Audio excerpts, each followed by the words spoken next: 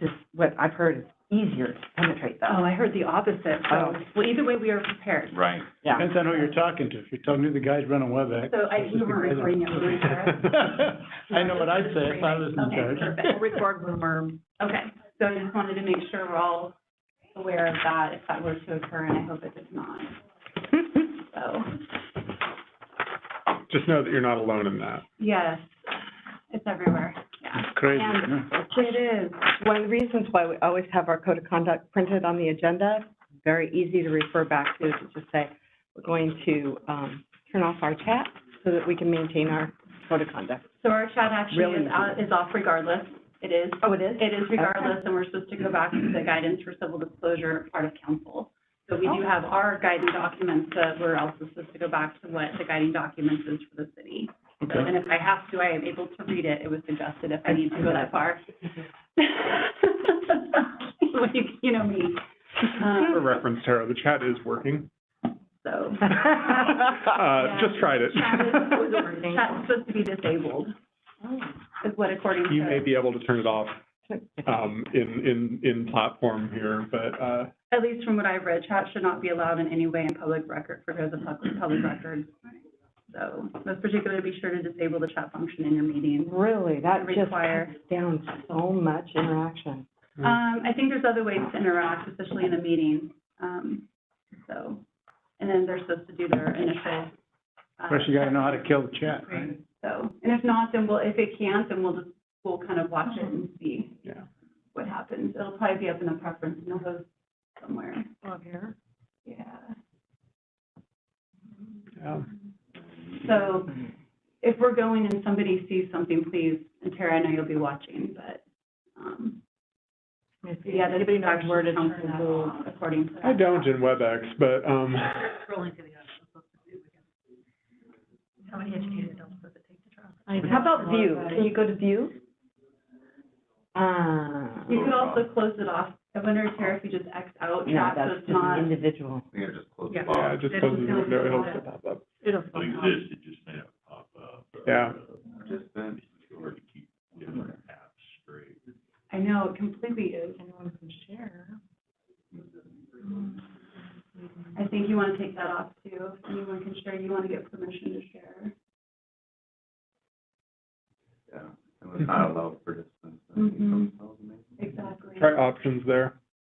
Turn off There we chat, go, yeah. there. Ah. Right. And, And I reread that a couple Why? times to make sure. that all looks right. Then Q&A probably won't matter, but, you could turn that. And we can choose to turn that on. I There we think that if you consider with the Now it's meeting, if you all have available. people just chatting in, we're supposed to go through the process where they're supposed to put in their comments early, and then we can open up to chat if we so decided, but during the meeting, it's to keep it in You order and for can make me a keeping track. presenter or a co-host. I learned a lot in the last 2 days about that. That's awesome. Yes. Good. Oh, I got it. I can go home now. Done. Can we go and Done your job. Done my job. I've protected us all for the moment. All right, calling the meeting to order. It's Thursday, November 9th, Parks and Rec Advisory Board. Welcome, everyone.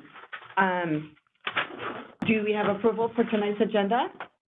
Yeah, I move that we approve it. Thanks. Awesome. We're all in favor, I Aye. assume. Aye. And so tonight, our focus, our big piece of tonight's agenda, of course, once we give Megan a chance to introduce herself, is really focused on the rec center, and we're really happy to have Ryan here tonight. Thank you. Summary notes, did you have a chance to take a look at those? Approve? Second? Aye. Favors? Awesome, very good. It doesn't appear that we have any community comments. I assume that Councilor Scott and Lee are here to participate. And you, of course, are our liaison, so That's right. you're Wherever you want me to go, member. tell the rest of the council. I'll be sure to tell them that. All right. So we're going to start with an opportunity to get to know Megan just a little bit more, and for her to get to know us just a little bit. And I thought I'd start with the Parks Board, give you a chance to kind of get your thoughts together. If we can go around the table, introduce ourselves, what neighborhood we are part of, and one thing about Parks and Rec that you really love, either being part of the board or what's available. I'll start, I'm sure Vicki Handy, I'm in the Willamette neighborhood, and I love our public events, especially the music in the park, and all of the great places to take little kids in the park. And Lee, you're at the table and you're a counselor, so you're going to just join in with our parks board Okay. tonight. Leo Groner, city councilor. I live in the Sunset. I like Sunset Park. Take my grandkids there, enjoy it. Thank you, nice to meet you again. Kara, you're one of us. Girls, come on. Kara, I am a recreation supervisor here at City of Westland Park Recreation. I do not live in any of these neighborhoods. What's your favorite thing about Parks and Rec? It's gotta be these meetings. Yeah. He tells me Just that. everything. Every day is different. We, planning events, programs, everything. It's great. Chris Owens, Robinwood, and, I would say the thing I love best about Parks and Rec in Westland is Mary S. Young Park, which I just think is the best city park anywhere. Tough acts to follow. I want to say ditto. Diana Lavery, Cascade Summit. Seriously, everything everyone said, and I'm apologizing, I have new retainers in front. Haven't been drinking before the meeting. Anyway, I love it all, and I also love that everybody takes it so seriously and really thinks so well, and we have a great leader who keeps us on the agenda, and it's a very serious kind of, and yet fun group. So I think it's effective. Right. Anyway. I'm Jay Forbes, I live in the Scaling Ridge neighborhood, and I love all the green space, the open space, trees. My name's Todd Olson. I live in Barrington Heights, and I think the thing I like the most is the diversity of things that the park offers. Where there's Wilderness Park, where you can go for a quiet wilderness experience with all the blackberries and other things. And then there's, things where you can go play sports and the outside workout, things like that. It's great. I'm John Linman, and I live in the Hidden Springs area. I coach cross-country and track at Westland High School, so I know a lot of people from that. Some people think I live at Mary S. Young Park, but I don't live there, but You're on 43 too. Right. Yeah, Like your that's right. family. Yeah, you look familiar. yeah, I do spend a lot of time there, because I'm one of the guys that sort of is in charge of helping the trails, and helped start the volunteer group that started in Mary S. Young many years ago, I think now 17 years ago. And I have friends there that I would have never had if I hadn't worked at Mary S. Young. And this body is a great body to be of. This, I think, is the 5th time I've been on the Parks Board. I took 3 years off at one time, but I came back on, to which my wife said, "You got to be kidding me." Well, I'm grateful. I'm Ryan Matau. I'm a consulting planner with MIG, and I've been working in Parks and Recreation for about 18 years, doing all kinds of things. But my favorite things overall are really trails and trees, and then movies in the park, which is always a fun kind of activity overall. Now, what do you like best about West Linn? West Linn specifically, I think that as I've gone through it, I really do think that the neighborhood parks and just kind of access in the neighborhoods, I know it's not everywhere, but my experience with it, I've had family members that have lived here in town, and my experience with it is that those neighborhood parks are really high value and important to that immediate surrounding, important to people meeting each other. I think that's a big part of it. That's awesome. Yeah. Thanks for sharing that. Well, I'm Scott Irwin, city councilor. I've known Megan personally for years, so I highly, I'm so glad that she came on board. As soon as I heard Ken was retiring, I was like, hey, Megan's got to get in there. So I'm so glad that she put her name in the hat, and the city agreed that she's the person to take the reins. I like, I don't run as much as I used to, but I love going out for runs outside, and so I love hitting the parks. I love how you can go for a run, and then you're like, am I in a park, or, oh no, I'm in a residential neighborhood. No, I'm back in a park now, and so one thing I like is that natural connectiveness throughout the community. And so, yeah, I very much enjoy that. Wonderful. Ken, Arizona guy with the sunshine. So, Ken Warner, part-time employee, City of West Linn. After a long tenure at the city, the thing that I have enjoyed and appreciated the most is the continued support that we get from our community for volunteers, events, and everything that we do. It has really been supported by the community, and I hope that continues. We have some detractors out there always. We work with them the best we can, but I think the support has always been there for Parks and Rec. Great. It's my favorite thing, I guess, after 31 years. Well, I'm Megan Big John. I think you probably know a little bit about me. Gosh, I couldn't believe the size of the picture that was on Instagram and Facebook with that. My 11-year-old took that. Back history, I came from the private sector. I started after going to school, switched to Western Oregon for 2 years, played sports, not what I wanted to do. Decided to go to OSU, and when I told my parents I wanted to be a horticulturist, they about fell over, because at that moment in time I had never mowed a lawn. I was sports. I lived and breathed sports. That's all I did. And the reason why I did that is I happened to take one horticulture class in high school, and it took me back to a time that I really enjoyed, and being able to see what you're planting, what you're working on, and that outcome afterwards. And so I shocked them, and I feel like I'm one of the few to still be in the industry after how many years? 23 years to still be a horticulturist, maybe in a different role, but I love plants, and even more so, I love the people. And so I became into Parks and Recreation after the nursery industry. I was at the Oregon Garden, got to start there. Only thing was infrastructure, no plants. And so talk about the dream of a horticulturist, have your internship, and then have that as your first job. To have a botanical garden start with an endowment by the Nursery Association was not the smartest decision. So when the economy kind of turned, I went to the nursery industry and did landscape there, and then met my husband at Little Prince of Oregon Nursery and realized we should venture out of one company. So I applied for a job in LO and was a utility worker there, doing the natural areas restoration. So when it started, it was just me and hugging a tree and about 8 groups of volunteers, and figure out how I'd ever make the difference there. And luckily we got money to be able to start doing restoration work. So that's kind of how I got my start in LO, taking the background I had from developed landscape to natural resources restoration. And then I was given the great fortitude to be able to move up through LO, to be able to get the experience I have to be here today. So I've been able to oversee most areas of the park and be able to work side by side with the director and the assistant director. And so I was really, when this job came open, I say this with all of my heart, I was not looking to leave like Oswego, and I told you I'm here. And then I saw, when I met the people and heard what was going on here, it's also my community. I live in Robinwood area neighborhood too. Who gets that opportunity very often? These jobs don't come available. I mean, look at Ken, they were here forever, right?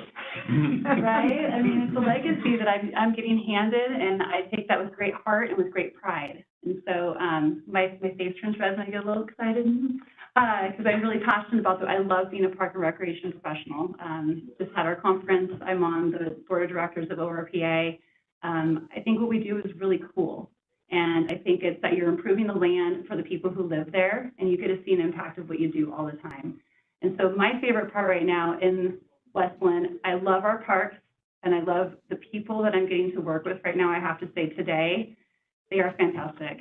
They work so hard with what little resources they have, and they get a lot done. And so my first 3 months is to absorb and learn from the experts that are here and see how I can best help them to get their job done, to be able to improve what ways we can. So I'm all about team, you'll find. Team, it's not an I. So the part I'm very lucky is that we have Ken here. I mean, who gets this opportunity? Ken's gonna stay on for a little bit to help with some of these projects that he has started, and is gonna get to see through with me. It's helped me out a ton, and I'm really glad the city found that investment to be really wise, and I'm so grateful to have my photo friend in Arizona. But he's worked so hard, and we'll get to show you some of that work that he's done today, and kind of that checklist, and I'm quite proud of it, proud to be here, and I look forward to working with all of you. So. I've had the opportunity to work with Megan just a little bit, and I'll also say, if I had 3 words, it's all the P's. Is you totally talking about myself, my face is turning red. Positivity, people, and planning. And talking with her, just such a genuine and sincere appreciation for all of her staff already, and really a sense of positivity that I think will really have an impact on our city. And planning to get it done. What more can you want? So we're really happy to have you here. Thank you. Welcome. I can't believe how fake that, I'm part Canadian, so boy, it just gets dry. When it goes red, it gets really red. Woo! Somebody else start talking Ryan. So, welcome. Glad that Thank you you so share much. that background. Thank you. So again, the bulk of our meeting tonight is dedicated to the rec center. Ryan's here to talk, do a status update because we're past that phase 1, contemplating the transition to phase 2. So I'll just turn it over to Ryan, and if there's anything that I can do to help, just let me know. Thanks so much. So Tara, I will say, if you can hit either, I think it's going to either be me or in the participant menu. If you click on me there, and then go to participant up on the menu and go to assign privileges, I think that you can, oh, no, it's not going to say all, open up that all participants. Yeah, sorry for the, it should, Did you just have her end share? Anyone? Well, yeah, we did have it unchecked, and so it's, just go ahead and hit cancel there and just, We'll just open it up. Okay, so in the participant menu, I think we had the same thing there. Anyone can share, and that'll work for now. And we'll just keep an eye on it. Yep. And so I'm gonna just get over to this. That's getting started. So what I wanted to run you through, so we talked briefly, I was on the other side of the screen the last time I came in to give you an update on what we were going to do, and we had just gotten started at that point. And so over the summer and into the fall, we've been really working through a series of inter-engagement activities, and I'm just going to give you kind of the quick view of the summary of what we heard overall, and then we're going to talk a little bit about what that next step might entail. Again, I'm going to just keep emphasizing that next step is just contingent on council's decisions around, you know, does this show the level of support that they wanted to see for kind of moving forward. So we started that conversation with one-on-one interviews with your council and with some folks, key folks at the school district, just to get some issues on the table, get a good background understanding. We built on that with you all. What we heard overall in general was really a desire around flexible spaces and wanting to understand what the community would be willing to support. We're going to try to make clear that this stage of the process is a little bit more about building up what we're talking about as opposed to specifically what we would support as a community. But that was one of the priorities we wanted to get on the table with. That's really important to the council today. And that operational sustainability is going to be critical to this facility, and in terms of its ability to work for this community. And a lot of questions about, is there an opportunity for partnerships and complementing other existing kinds of facilities users, that kind of thing in the community already. So that bridges over really neatly into the conversation we had with the school district in their facilities and their community services department. The main message there being that there's not any big needs right now that they're trying to fill that would lead to kind of a direct partnership. That was one of the things we were really wanting to make sure we understood as we came into this process, that they build the facilities that they need, and that right now that's their focus for their educational program. They see there's opportunities there for partnerships. They're just not going to be in the we talk about equity partnerships that we're going to come in with money to help build things or with other support. And that's understandable. That's not an uncommon situation. Obviously, they have their own capital plans, their own program there. But they did say that, they definitely see the opportunity as a limited partner, the kind of rental use, the periodic use of facilities, and continuing that relationship. The next series of events were a couple of town hall meetings. We had one online and one in person. I know that many of you had a chance to participate in one or the other of them. Don't worry too much about the words on the screen here, but this was part of one of the exercises, was just kind of letting people free-form suggest things that they are looking for in a facility.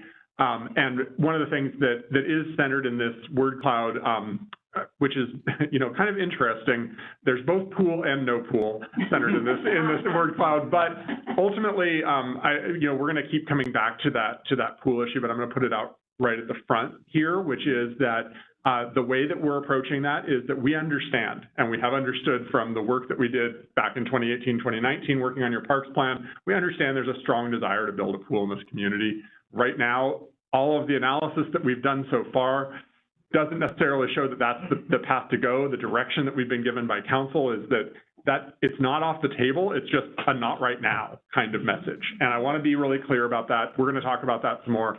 But in that town hall meeting, we had a really good conversation about what kinds of spaces, categories of spaces, what kinds of things people would be interested in. And at the end of that conversation, we kind of asked people to give a couple of votes, and multi-use sports courts, that kind of gymnasium use, really came out on top in that conversation, with kind of a second place finish in aquatic spaces and social gathering spaces. And this group was also informed of exactly that message of aquatics is not necessarily on the table in this first phase of a building if that building gets built. But we aren't going to ignore that that's a desire out there. And so we're trying to make space for people to express that wherever. My experience would say that if we didn't make that space, they would express it in other ways. And ultimately, we want to understand that need. The second town hall meeting was a smaller group in person, and we ended up having kind of a different conversation, and that's okay. It was a little bit tougher. I think that people were really challenging us as the consulting team, particularly about kind of cart and horse questions, as I've been putting it. Can we or should we be defining what we're willing to pay before we start talking about what we're willing to build?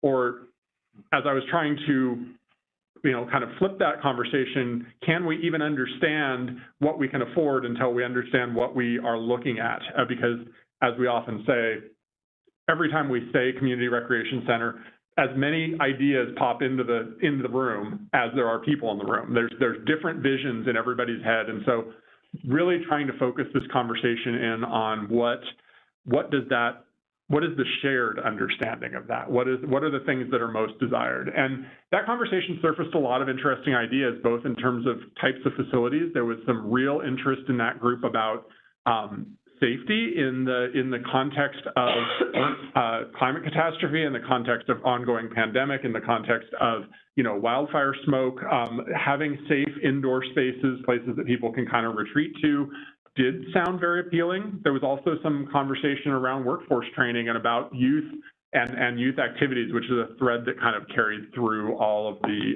activities that we had. So there were also concerns, and the part of this process is actively to fish out what those concerns are. And we're going to talk a little bit more about those as well. But here again, much like the conversations I had with your council, that complementing rather than duplicating existing facilities, that thread keeps coming back up. The potential to support people here in West Linn, as opposed to, I can get that across the border, I can get that across town, in the next town over, to really finding those opportunities inside West Linn was a thread that we heard a lot of. And then the next activity was really taking that conversation and bringing it broad. So we wanted to take what we'd learned and kind of reshape those questions so that we could get as big a response as we could get. And so I know this is a little bit of an eye test. I'm going to go through some of these results.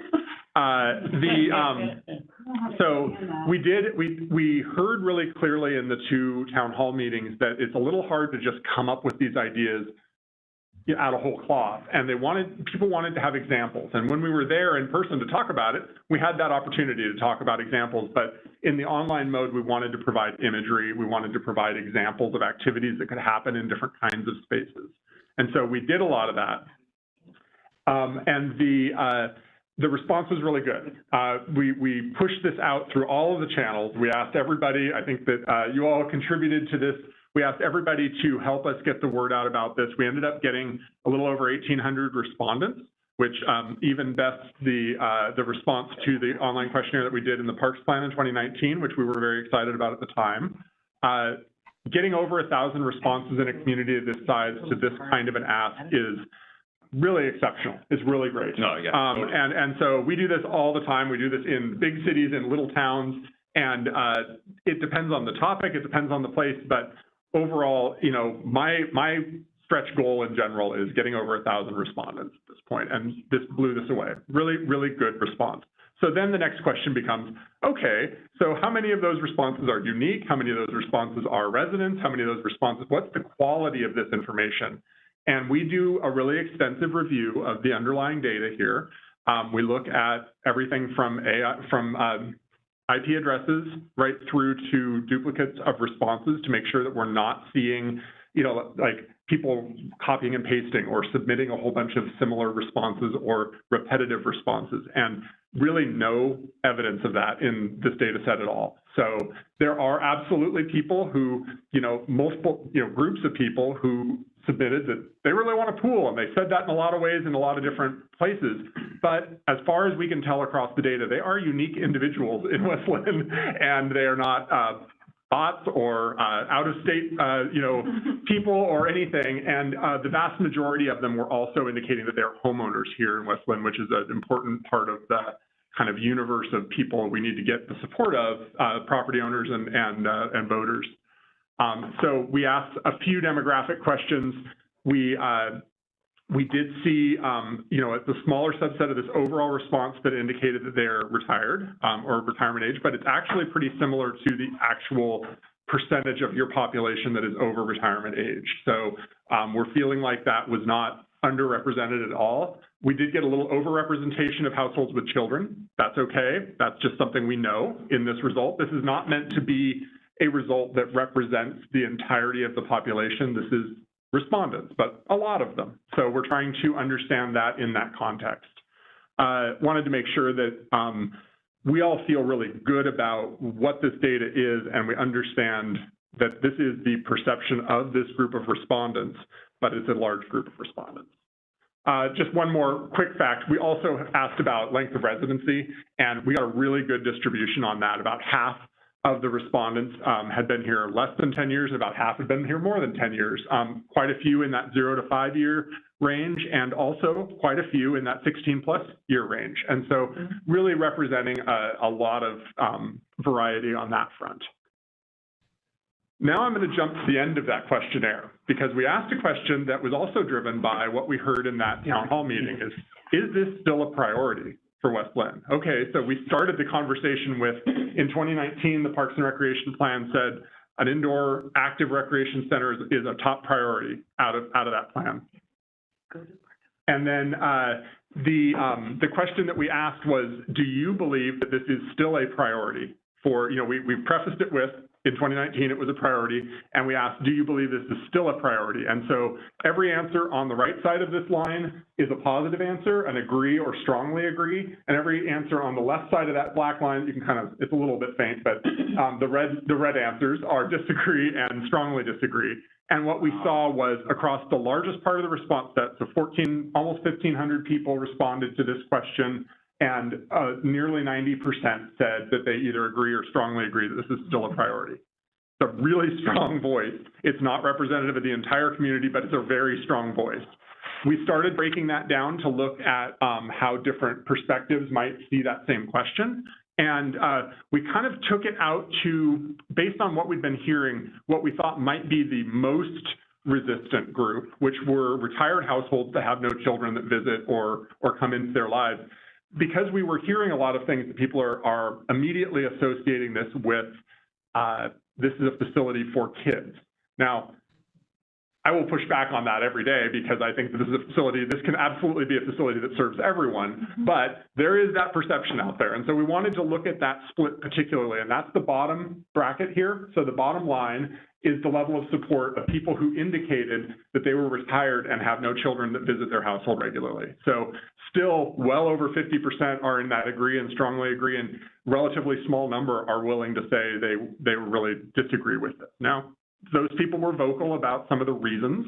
We did hear some things about that, and we'll get into that, but again, with the eye test, Ryan. I'm going to go through all of these. That top bar that's so big is aquatics and pool. This question was specifically what of the categories of spaces, so this is the parallel to the one I showed from the town hall meeting with a few more categories. What categories of spaces are most important to you after looking through the examples of a whole bunch of different types of activities and facilities? Aquatics and pool came out top, but then we have like a 1, 2, 3 of very active, very traditional community recreation center kinds of spaces. Multi-purpose gym with an elevated track, fitness and cardio with weights, multi-purpose exercise and activity room, think yoga, Pilates, dance, all of those things. And then we get into some other spaces that are also, still ranking highly. So these were, check your top 3. And so what we're seeing is kind of a ranked sort of the overall results. Then we get into preteen and teen space, multi-purpose community space. And then down in the lower tier, I would say, is that makerspace and arts and some other ideas that people had unique ideas for.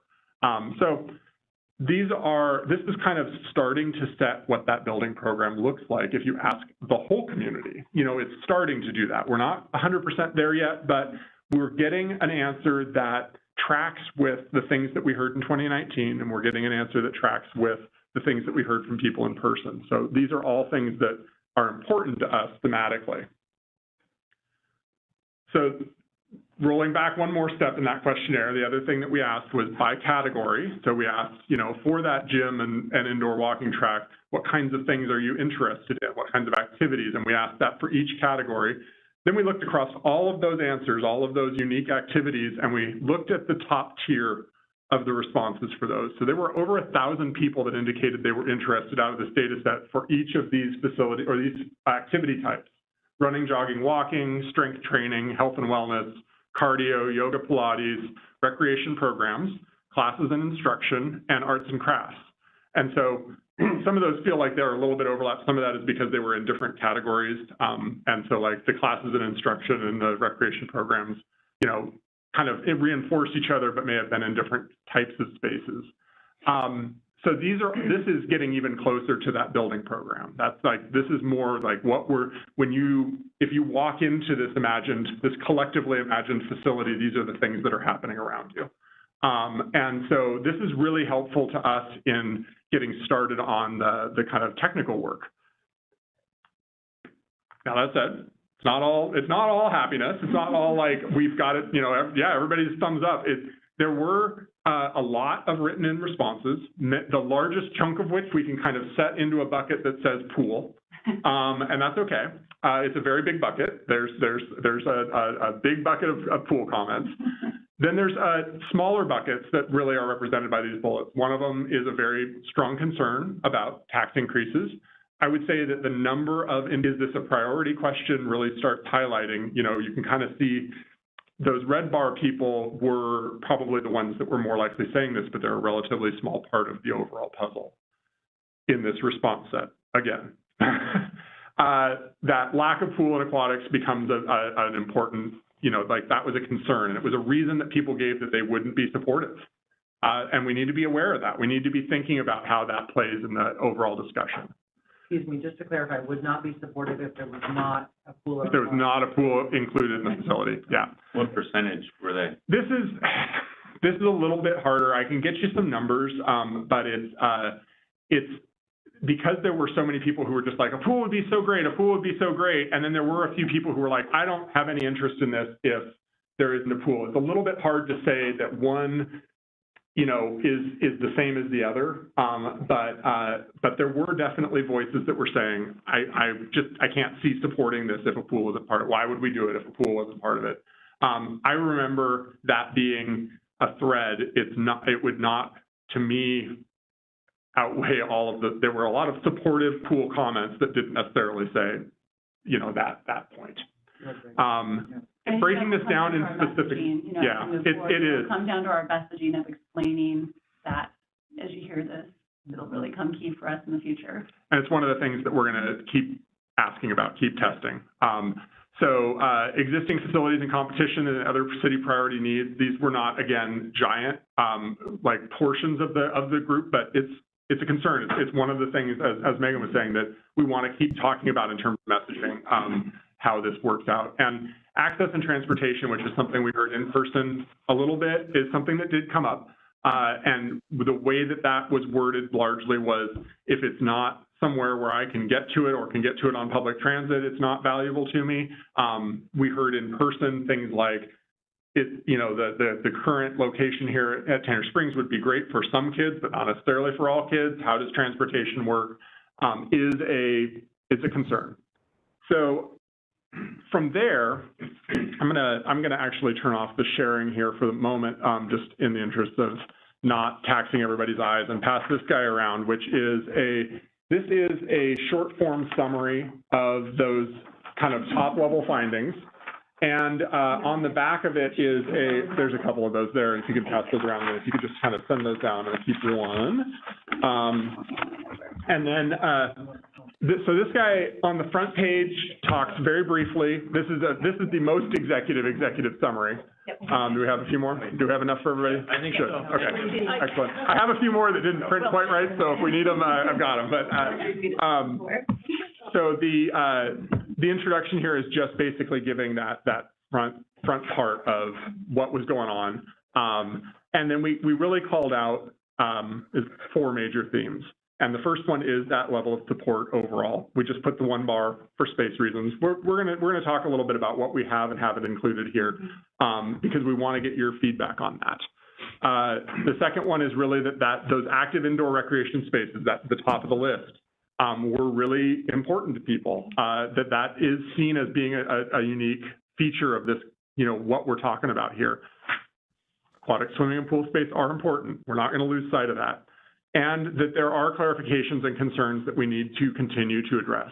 And I want to be really clear about those, and we're going to keep digging into that. We're going to keep using that information to try to understand better what we're hearing from people already, because we're going to keep asking versions of that question to as many people, and specifically as many people that are going to end up voting as possible.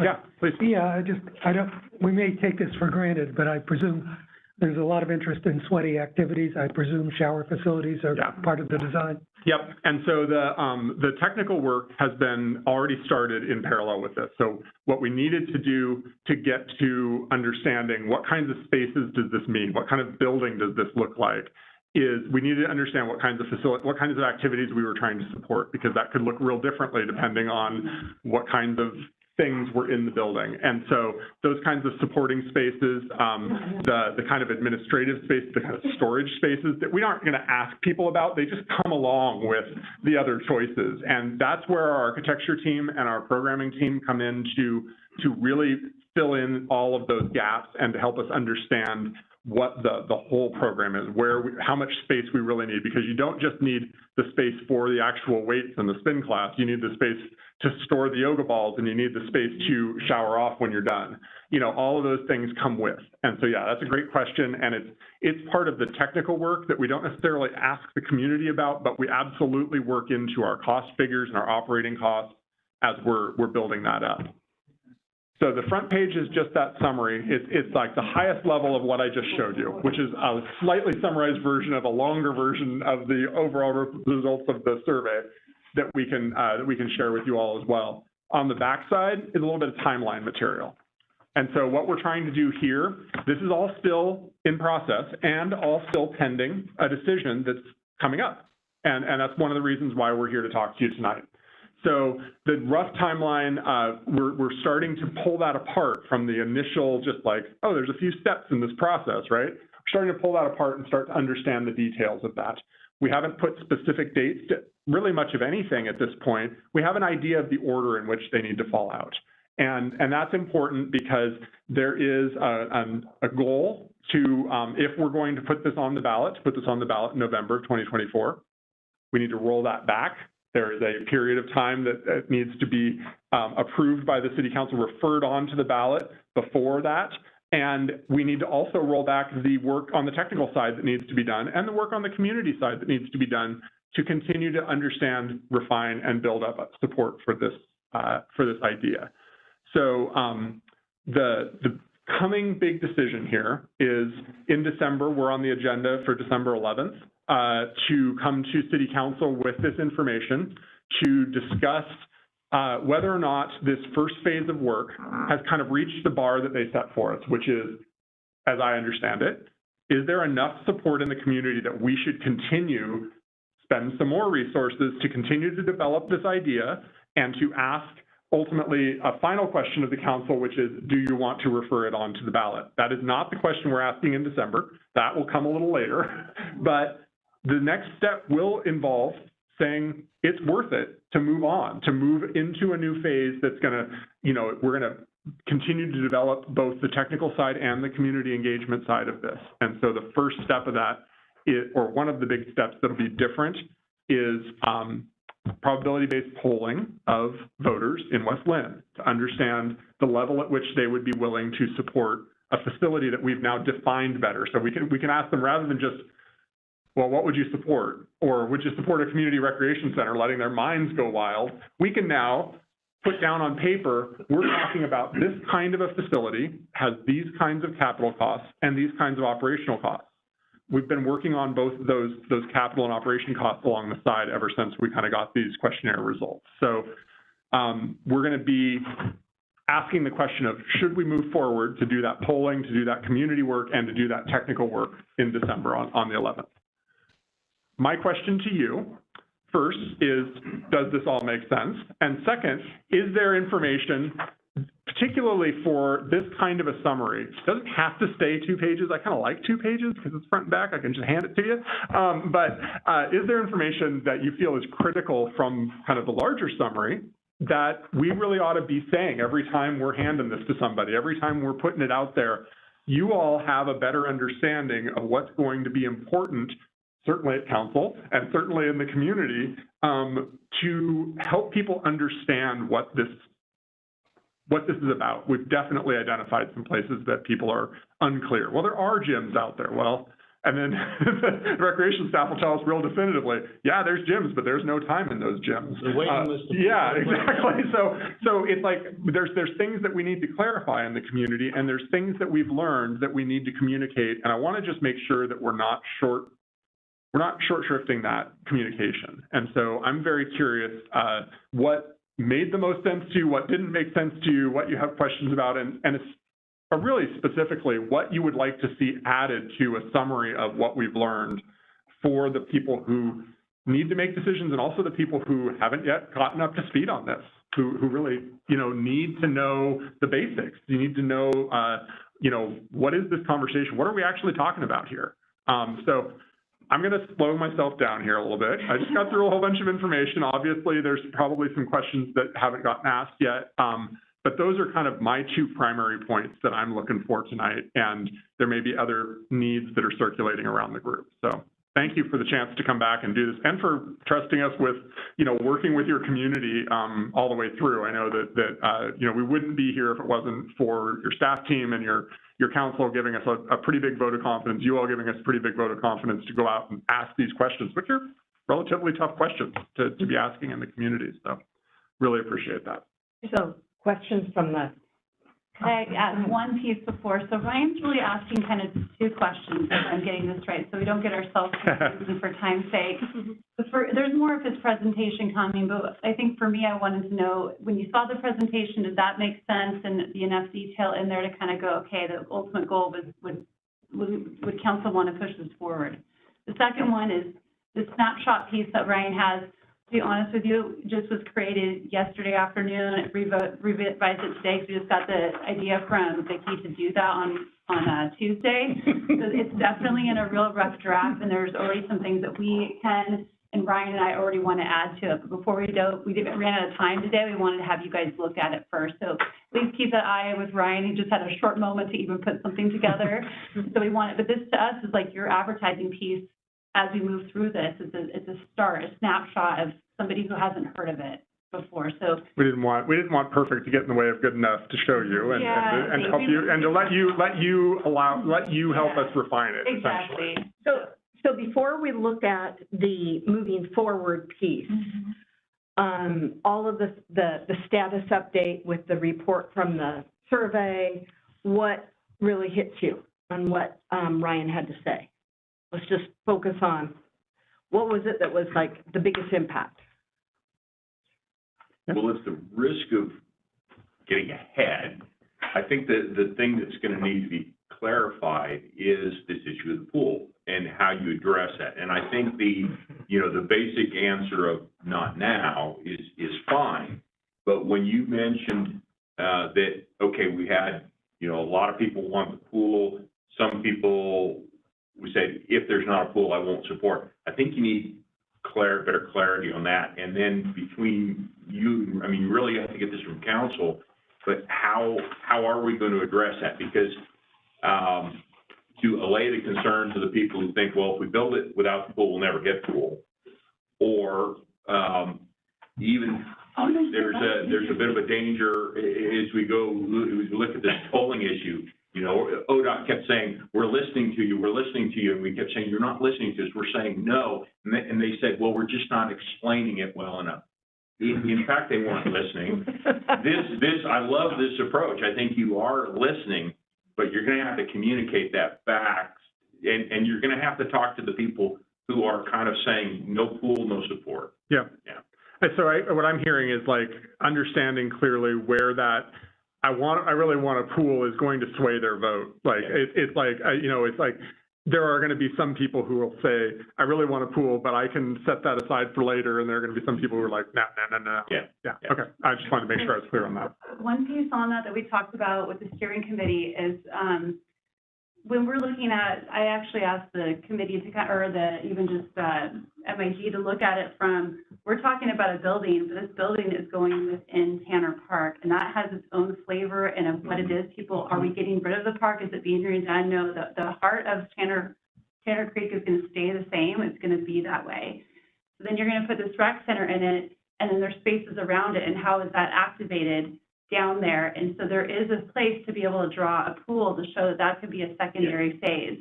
That real visual piece, even if they don't read all the information, they can see that the intent is there's a space there. Agreed. Yeah. So, and then also is that outdoor space for me in my mind is a teen activity desired. How do we activate those spaces that aren't currently being used, or how are they modified after the rec center comes into place? I think that will build that trust to say there's a space for it here if that's where the council and cities decides to go in the future. And it will also show the cost, because if you reserve that space for a pool, it's not available for whatever, whether it's the concerts in the park or whatever that's going on there right now. So just like with the tax, the tax increase, or how much is this going to cost, having that, I think, will clarify. And again, you won't get everybody to support it, but you'll probably get those who are concerned about, do they really intend to do this? I think there's a way to turn that message a little bit, depending on exactly the nuance that we hear as we go forward. If we keep going, is like, there's also a way to look at this that is, this building is the stepping stone to getting that pool. That you're not going to get the pool as a standalone feature. That we've kind of established that from past votes and from the kind of economics of it. So this is a stepping stone that makes that more possible, because you've already kind of established this is where it's going to be. You put a lot of the stakes in the ground that make that a possibility. Reserving some space, as Megan was saying too, it's going to keep living there, as you talk about it. Well, before we go too far down there, I'd like to hear from the other board members. Todd, it looked like you had something that you wanted to share. So I think to answer your two questions, I think the presentation was great. It hit everything I was looking for, how many people and what was the demographics and what are people interested in, and we knew the pool stuff was always going to be in there. Yep. And so that's good. I guess my kind of jumping to the other is, it sounds like your team's already kind of like, okay, based on, the indoor activity sort of thing, this is kind of what we're thinking, showers, all that.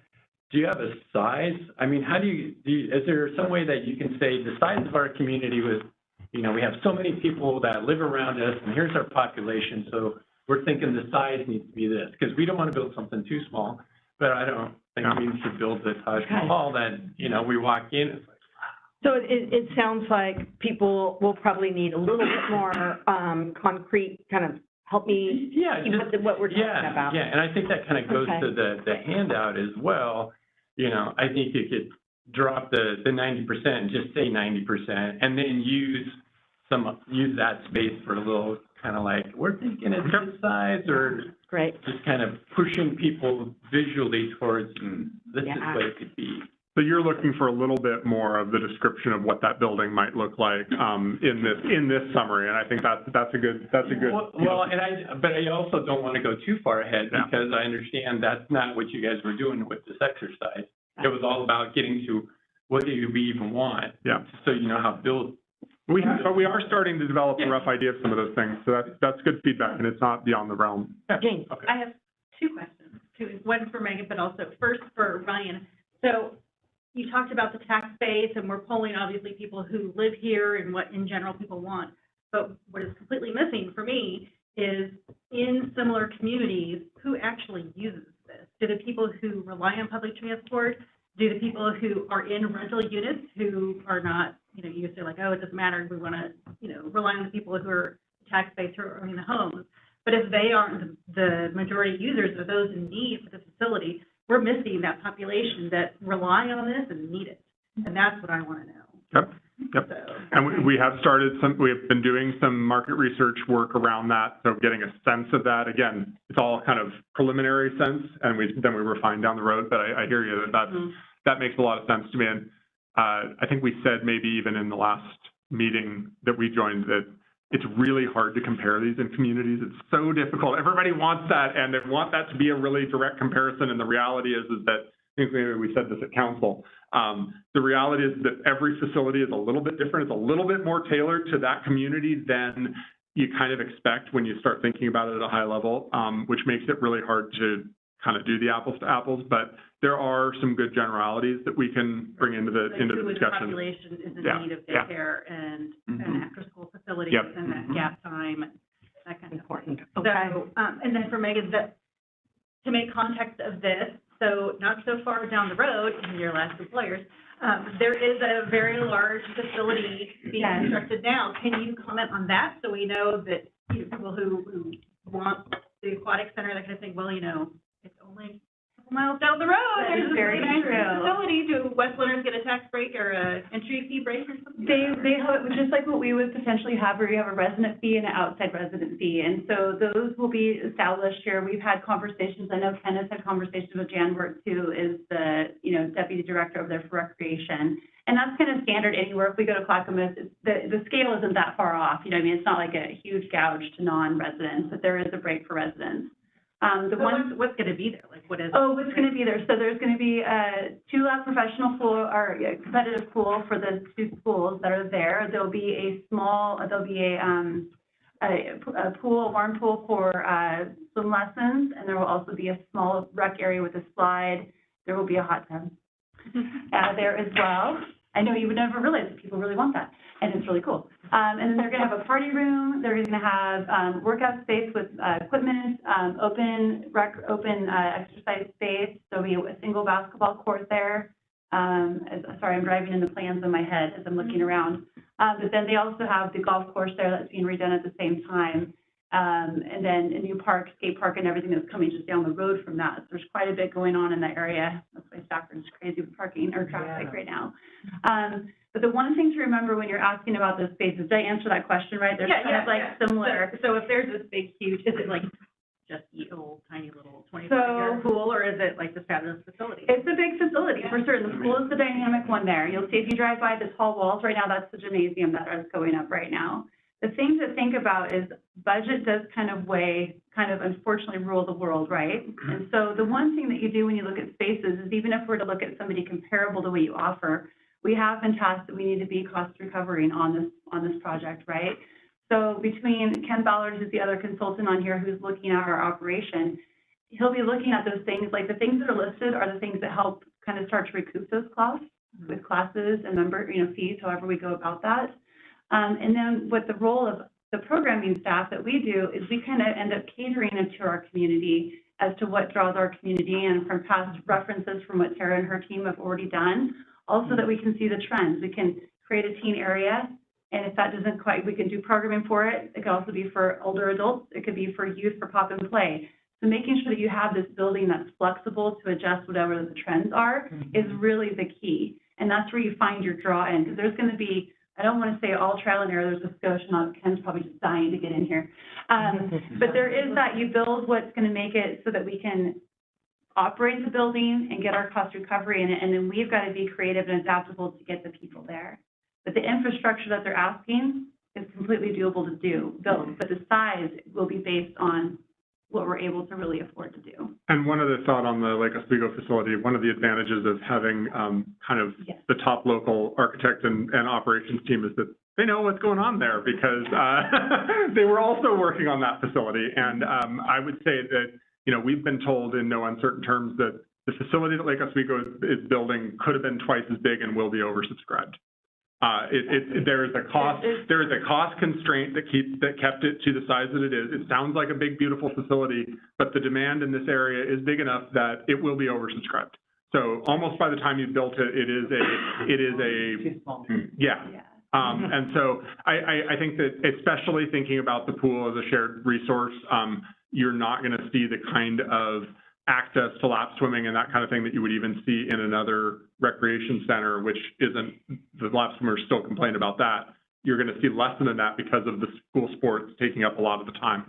So I think that there's a lot to know that's not clear yet, but there's some things that we can be pretty sure on. And one of them is that that facility, you know, or at least for the demand in the area, that facility could have been a lot bigger. Correct, and it had ties to the footprint too. Yeah. Ken, did you want to add anything? Because I just want to make sure if there's anything you want to add real quick. Sorry, everybody, but Ken's there. No, I think you've covered it, Megan. I think, you know, we know what their charges are going to be. They're going to be 150% of resident charges. We know that we've had this issue for years. Lake Oswego has had a adult community center for 40 years. We've had one for 20. You know, we've had residents that wanted to go over there, you know, early in our building of our adult community center. And it's very hard for Westland residents to get into Lake Oswego activities because they are very popular. Their registrations, not only fees, but their registration timelines have residents register first, non-residents register second. So I think we have to acknowledge, like Ryan and Megan said, that the facility is probably not going to meet all of Westland needs, while it could meet potentially some of ours, because some people will get into swimming and different activities at certain times. We haven't heard from Diana or John. Any comments or questions from the first part of Ryan's presentation? Well, just first of all, I think, I mean, it's pretty positive. That strikes me. Yeah. More so than I would have expected, frankly. I mean, I'm very much for it, but I didn't expect the residents' response to be such a high response rate. Positive. Anyway, the only thing I would say is I just don't understand what the expectation is in terms of finances, because I know the aquatics will bring in money and so will the classroom things that you talked about. So is the initial bond measure expected to fund the building 100%? Yeah, so in general, there are options around this, but this is a good question. In general, the way that a city would approach this would be to issue bonds to cover the entire funding of the project. Okay. Now, there's nothing that constrains them from, if they then are able to get grant funding or state funding or whatever other funding, you can pay those bonds back and save some interest money. You know, you can do some things that make it less expensive, but that in order to make sure that you can deliver on what you promised in the vote, you would bond for the entire amount, and that would cover the construction. And as you all know, construction is one thing. It always seems like a giant number, but the real numbers are in the operating costs. And so, yeah, the facilities that we're talking about, we are going to talk about options at this stage. Like, we're not settled on what the building is going to look like, what exactly is going to be in it. We're going to talk a little bit about options that we want to test. And one of the options that we're going to test will really like zero in on like what are the most cost recovery positive kinds of elements. And that will give you some insight into like what are the things that are kind of getting left behind on that. But really, as a general rule, the kinds of things that drive it are things that you can do an entry fee or a class fee for. And so the things that get you past the door, past the desk. So that's the big thing. And then the cost of running it, and that's where the pool tips over the other side. So pools bring in a lot of money. They also cost an extraordinary amount of money. and so it's almost impossible, and I will challenge anybody to give you straight numbers that show a facility with an aquatic center that breaks even. I will challenge those numbers because I think that there are people who claim that, and there are buildings that, you know, shuffle a little costs off in the other direction. So I think that we just need to be really clear about that. And so that's a big part of that decision, I think, and a smart decision to kind of put a pin in aquatics could come, but I think it should come after you've established that you can run this facility. Okay, so then fees would be for maintenance and operating costs.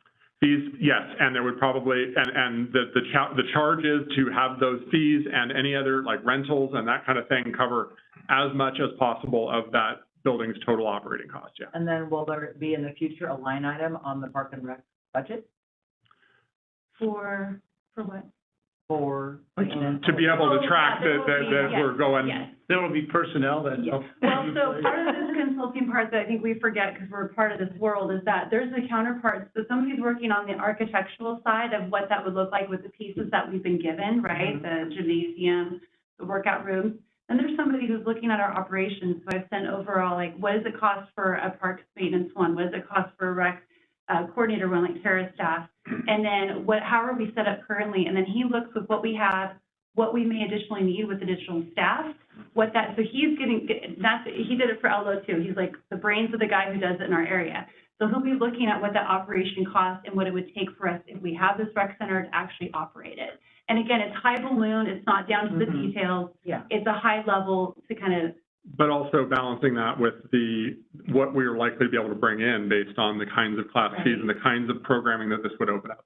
So yeah, it will, you know, we're going to have a statement essentially of like, what are the costs, what are the incomes that are specific to this facility, and then ultimately how they track that budget year to year, you know, to make sure or to kind of report how we're doing on that cost recovery. If that's part of your question, that would be kind of up to how the city wants to operate. But yeah, I mean, it'll be in programming. Yeah. We do it now, you know, but yes, it would be a rec center line item with all of its items below. Yeah. Okay, I have one last question. Oh, yeah. I'm sorry, you guys. I saw on, I don't know if it was 60 Minutes or some other program, could have just been the news. There was some study that was just done on air quality and the effects of what the COVID cases would have been had a lot of buildings that had indoor, even 6 feet apart or whatever the case was, you know, pandemic protocol, masks and everything. How much or how many fewer COVID cases would have happened or would have taken place in some of those buildings if they had had proper or different ventilation? And it was just a big study that was just done. Anyway, I have no idea if that's even something, because you brought it up, I wouldn't have remembered. But they kind of brought a couple groups that everybody got COVID and it was at a church thing, and they were singing, well, you would think, my God, they're aspirating, I'm sure they weren't wearing masks. But anyway, I just wondered if that's even a component in the architecture at this point, and it's a consideration. It's definitely something that comes up in modern architecture now in a way that it did not in the past, although air quality is an ongoing concern in architecture. I would say that a lot of that difference has to do with age of buildings and like whether it's a modern constructed building and whether it's not. So yeah, we're definitely dealing here with highly experienced architects of specifically of community recreation centers, which is a really exciting part of that. But it's a topic that we've already brought up. They've already brought up. Everybody's talking about. So I think that air quality in terms of, as you said, the interior, but also even the chlorine from the pool, all of that. If you end up, or for that matter, the air intake, you know, because you can't always necessarily count on the air. I mean, our outdoor air is great right now, but it's not always. So yeah, the wildfire smoke. I mean, some people would need maybe, you know, they need some place to take refuge. We would like to make sure the facility can be that emergency. Exactly. Yeah, 100%. That's what we'd be looking at emergency preparedness to find out how this can be our, you know, emergency center as well. And then we weigh those options, you know, how that works. But that's exactly it. Because you saw part of the concerns there was, yep, 100%. Yeah. Yeah. Thanks. John, is there anything else that you wanted to I'm a retired guy, and I have a lot of retired friends that I play golf with, and a number of them live in town. I have a 3-year-old grandson that spends a lot of time at my house, so he spends time here in West Linn. I've seen most of our parks in one way or other. So But some of my friends don't have grandchildren that are here. They might come by once a year, every 6 months, that sort of stuff. But the question I get most frequently for this is, what's it gonna cost me in my property tax? I mean, everybody gets a property tax bill in early November, and we look at that, and if you look through it, you look, what is that, you know?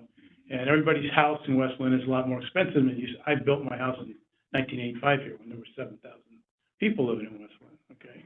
That house is worth a lot more now than it was then, and you get taxed on that, particularly for retired people. Some of my friends, money's not an issue, it's just not a big deal, but for most people, that's a consideration. So at some point in this, and I know you're gonna get there sometime, is that if we build this, this is what we'd like, okay, these are the options that we have. The bottom line for a number of retired people is gonna be, what's it gonna be in my property? What's my share of that? What's my share of that? I mean, Right. I mean, and I get that. I mean, it's like, you know, you could say, well, I don't use a swimming pool. Okay, we've been that route a long time ago. Yeah, 10 years ago. Yeah, 10 years ago when we, you know, got beat 2-1. I mean, the bottom line was that since I coach runners, I'd love to have a swimming pool, okay? Because that's where you put them, okay? Yeah, an indoor track wouldn't be bad either. But I mean, the bottom line is that, so what it costs is going to be an issue, particularly, I think everybody in the community will be interested in that bottom line. Yeah. But retired people might be more interested because most of those people are living on a certain budget. Yeah. Once you're retired, it's, you know, whatever money you have, Right. or whatever, you know, whatever you have in terms of income might be really staying the same for a long period of time, not keeping up even with inflation. And so older people in the community will have that as an issue. I mean, for me and my wife, both retired physicians, thank the Lord, that's not a problem. So I can look at that and say, as I did many years ago, I'd love to have a pool. I'd love to have a huge recreation center. Bring it on. Bring it on, okay? You can't give me a property tax bill, that's okay. But that's because I'm financially set. And that's not the case of everybody that lives in this community. Years ago, when I used to work in, I helped set up the West Linn Wilsonville Soccer Club many years ago. And at the time, one of the things my wife and I did is we thought about the fact that there might be some people that couldn't afford the fee to be in club soccer. Right. And so we set up a thing where they could talk to me or my wife since we were in charge, and we would take care of that fee, which was very small at that time. But it was surprising the number of people that would come to you privately and say, I can't afford this. Okay. So that needs to be part of the process. And so people might say, I'd really like a community center, but one of the number one things is going to be, what's it going to cost? Right. I mean, that, you know, Yeah. that sort of information has to show up pretty soon, okay? Because there's a lot of things that we'd like, okay, but we might not be able to afford. And this will lead us into the discussion of what's next. Yep. Right. And how do we surface that? How do we look at it? Before we leave part one, I would just say, I think we need to celebrate the huge positive response. I have two things. One, that's really exciting. And then two, I was listening to Chris's comments regarding the concerns in your report. And, you know, we see 90-some% support and different percentages. And then we say, see, concerns voiced. It would be nice to know, was this, of all of the comments, these were the concerns voiced that represent about 10% of the respondents, so that it doesn't appear that, well, 90% said yes, and 90% said they have these concerns. Your report doesn't say that, but without saying otherwise, it feels like it's really elevating these concerns. Yep. And if this was, I really applaud that you captured the concerns out of the things, but it would be nice if it was like, Put them in some context. yeah, even if you estimated, it's like, these concerns came from maybe 10% or if Yeah, if it I can came actually get much more specific yeah, than that. if and I it came think from that- 80% of the surveys, we should know that. Yeah, and I can say it'll be definitively that that's false. not the case. Yeah. I can't give you the exact number off the top of my head right now because of the way that I was looking at it, but I do have that breakdown, and I think that including that in the presentation version of this would strengthen the context around those concerns to not overblow them. And wanted to chime in real quick and then, definitely hand it off to Mr. Groner. Is that, well, first off, one thing to be mindful of is that we do have some bonds that are going to be sunsetting pretty soon here. And so while by the time we're actually voting on this and it's causing a bump to property taxes, there will be, I think it's the police station bond, and there's another bond that they're going to be done pretty soon here. So there will be a little bit of a trade-off. So that's awesome. one thing to be mindful about. And we can look at the budget to get the specific years on that. And see, that's the kind of information Right. that you're gonna need when you're For the talking fixed to income somebody. crowd, they're like, So we they're should do literally this. counting pennies on the thousands of dollars of assessed value. Yeah. But there's other things that are like coming into play, like it's not perfectly orchestrated here, but there are things that are coming into play just at the same time. Like, we're actually getting some very positive information about creating an intra-public transportation system in West Linn. That is something that we might seriously be able to get established. And so if we're able to say, hey, centrally located, hey, it's already by a middle school, we can make the route work by the high school, by the other middle school, and we can get public transportation to go here, then there's those concerned people being addressed. I mean, is the bus going to go by everyone's house? No. But I mean, if we can hit at least, a few of the main schools, a few of the peak pockets of town, then it's like, okay, we're working here, And so that's another thing that's coming in, that it's all lining up pretty nicely for us here. Yeah. Well, just to follow up on that, my understanding is that the proposed bus route would run up Salamo and Rosemont, so that would take it fairly close to Tanner Park. First of all, I was very impressed by the survey you did, and I was also pleasantly surprised at the high percentage that seemed to be supported. But we're talking about on the order of 1,500 votes out of 10,000 households in the city. So we haven't heard from 8,500 households. And you wonder, are those different from the 1,500 who responded? And I believe they are. These are either people who are unaware or don't care about the center. And so I think, we should be really careful. This is not the 90% of the population. It's a good indicator, and I think we have enough information to follow up. By the way, one of the things I think, I'm hoping is in the plan, is to publicize these results, because that will let people know that we are serious and there is support. I think we will get further responses, given that is made public. No, I think those are really good points and a good segue as well in the kind of looking forward pieces of this too, but it's your meeting, so feel free. No, Okay. that's what, I just wanted to make sure everyone has. Yeah, I appreciate that. And all of these are really lots of good insight here that's both about where we're going next and also about what we might want to be continuing to ask. Because the discussion is not over. This is exactly what you're saying is we have not heard from everybody. We don't have yet the kind of power of statistics behind us here, because I've been very careful here to represent these as the result of this effort. This is not necessarily representative of the entirety of the population. And one of the things that we absolutely have been told and have worked into this process is we need to know how does the result of this interested group, pro and con, how does this play with a representative sample of the population? And that involves the cost. So being able to test the actual impact of that, that vote, we're going to get to a fairly reliable total cost here shortly, and we're going to be able to test that for, what does that mean on the average homeowner's tax bill? So we're going to be able to ask people very directed questions. That's why we did this first step, so that when we go to this next step, assuming that we feel like we have the support that we need, we can ask in a poll, the same way that we do for every other voting measure, we ask voters specific questions, because the more specific we can get, the more reliable that poll can be. We have specific questions. Would you or would you not vote in support of a bond that did these things, that built this facility for this much money? And then we can also test some alternates. So would it change your vote if we did this? Would it change your vote if we did this?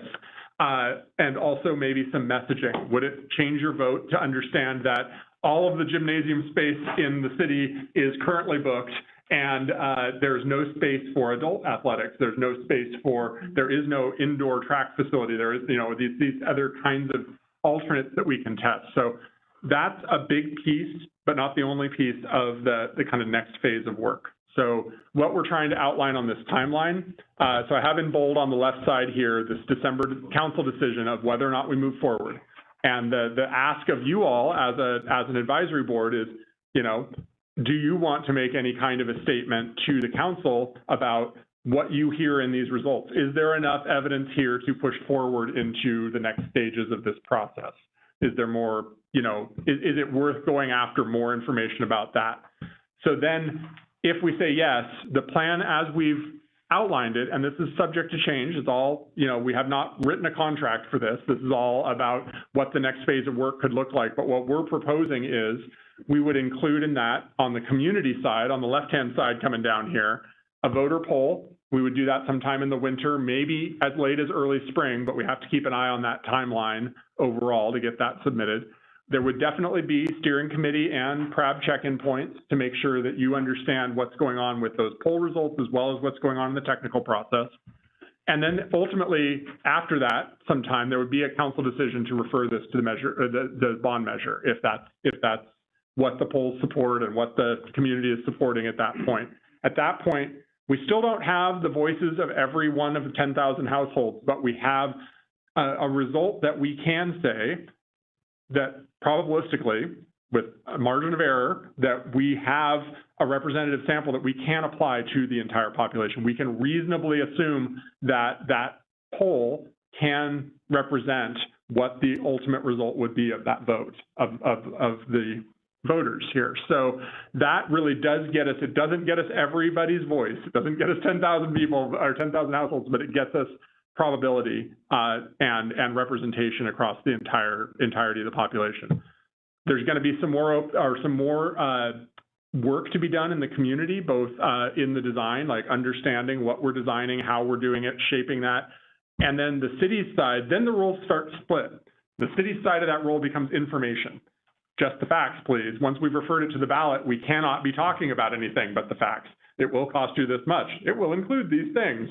That's pretty much the extent to which the city can advertise it once we get a ballot referred.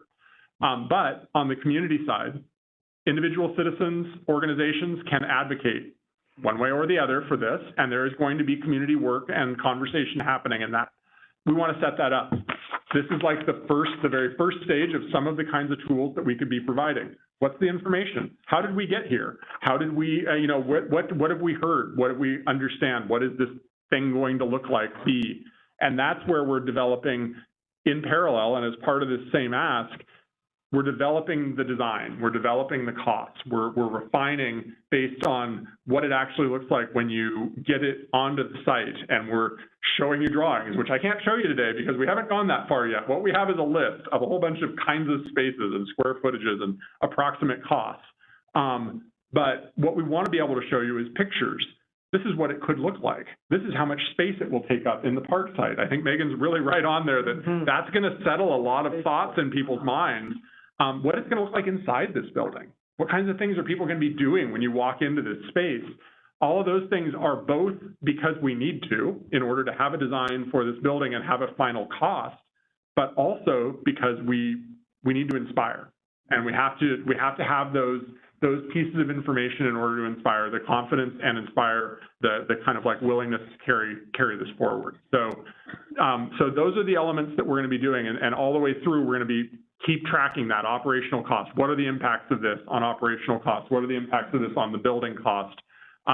If we don't do it now, what's it going to cost later? That's always the question. You know, it's like there's built-in escalators here because the costs of buildings and of recreation facilities in general just keep going up, even beyond inflation. So we're going to keep updating those project costs, but we will have to freeze those into place when we go to that bond measure, because we're going to be saying in that measure, that decision by the council that's going to come somewhere in that window between kind of whenever we kind of approve this and Probably, I think we were talking about, it's like somewhere in May, I think, or it's, yeah, there's a window. We've got to roll it back from the November election, assuming that that's what council wants to still aim for. We've got to roll it back to when we would have to refer that. And so that's when things would get frozen into place. None of this timeline is set yet because we don't yet know that we're moving forward, and we're going to work out a contract with all the details of this. We're going to bring a proposal of that in December as well. So the schedule will come after the agreement will kind of settle in. So that's kind of my, I know it's loose. I know that there's some moving parts here in play, and we'll continue to build out what this schedule and what these check-in points look like. But we wanted you to understand what the pieces are. Even if they're still shifting on the timeline a little bit, we want to understand what those proposed pieces are. And if there are things that are useful or essential for you all to know, to be comfortable with saying, yeah, we should be moving forward into a next step. Because that choice, that first choice of should we move forward or not, our work stops basically in December unless we say, yeah, we should go forward. Okay, so what we have before us is we need to decide if we are going to advise City Council to move forward. And I know before I could, say yes or no, although my leaning is pretty heavy.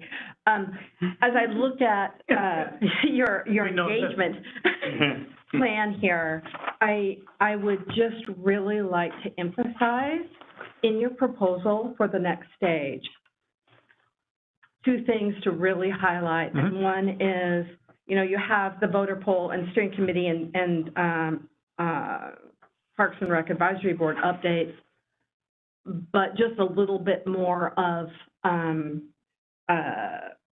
what is the commitment to those updates. And then I would really recommend that MIG work with our IT department, our expansive IT department in the city, to build kind of a virtual open house, paying much more focus on communication, transparency, and even to the point of putting like input links. Mm-hmm. It's like, this is what we're thinking about for this. Here's a picture. Mm-hmm. And those input links are not statistically, they're just an opportunity for people to get engaged. The polling is what we should be listening to, but we want our citizens to be engaged in this. We want as much communication and transparency, because then once it goes on the ballot, a lot of the work is done. Yep. And so in your proposal, I would really like to see just that engagement and focus on communication, transparency, really spelled out. And I know MIG can do a really good job with that. And I also want, along those lines, I feel very confident in the percentage of respondents. I think the MIG team did a really good job. I am extremely pleased with the number of respondents we had with that survey, and with a more robust survey, I'm sure we'll have even more, especially if we have an accompanying robust communication and engagement plan. So those were my only pieces, because each one of these, refined building program, site and parking analysis, illustrative floor plan, interior, exterior, operations cost, whether it's steering committee and or Parks and Rec, I'm sure that at each point, it would be really great to be able to review that, even if it's just an email. This is where we're at, get our comments back to you. It doesn't have to be a big formal thing, just that it's embedded into the plan. Mm-hmm. Would be my only suggestion to make this, especially if you're going to come with a proposal to City Council, that there just be a little bit more detail that really basically promises engagement and transparency. That's my only, anybody else have any? Just to clarify, you said IT. Are we talking about some pages on the city website? Yeah. Okay. So, and actually, we're working on other projects that MIG is also working with. I was having a conversation with your planning team about new community engagement platform that you're onboarding right now. So there is a platform already in place to host all of that and skills that are being built both here in the city as well as with our engagement teams. So that's already in process. So we can definitely mention that and be able to play that up, because that will give us very flexible and very quick opportunities to just kind of like float something out there, but also, as you said, to make it transparent, say, here it is. You know, this is where this lives. Oh, just that one piece of information is huge. Yep, great, So great. We keep surfacing these little things that are improving. Even the steering committee conversation earlier this week, like improving how we're putting this information out there. That's always useful to us, because if there's some, you know, pieces of these questions that we could answer quickly and easily, you know, I'd rather put city council totally at ease in this decision. That's where we want to be, you know, overall, is that we want everybody to be comfortable that we're making the right choices here. And that's what my job is to make sure to put that information in front of you in the clearest way possible. So are there any other comments before we entertain an idea to recommend moving forward with the next phase? I agree with you guys. Talking a lot tonight, I'm sorry, but I just have lots of questions. Ken, maybe you know the answer to this, or John too. How does this process compare with what happened 10 years ago? Did we have PRAB involved? How was the message to the voters expressed? I mean, I'm just curious, I'm assuming we're doing things very differently. I don't know. John and I were both involved in that process.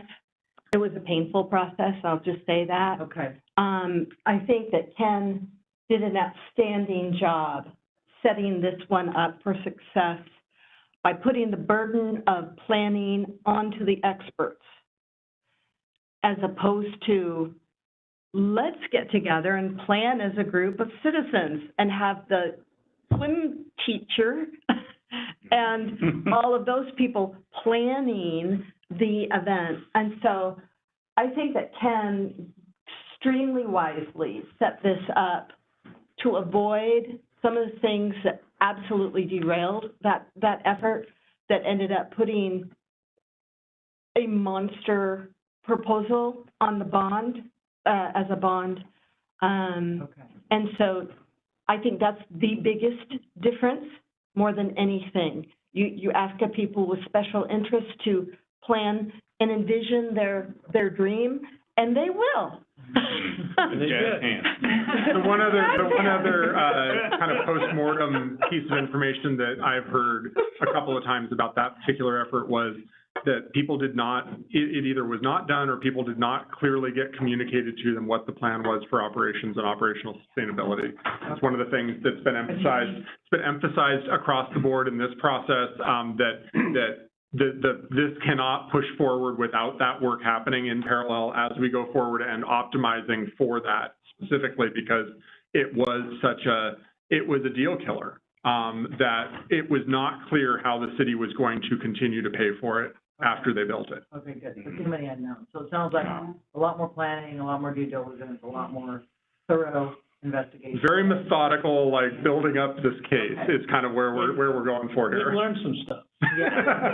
Good. And the expertise that we have at hand, right? It's not a personal preference of the Parks and Recreation Department. It's expertise going out to the citizens, and with that experts know how to build, how to operate, gives us a chance for success too. Thank you.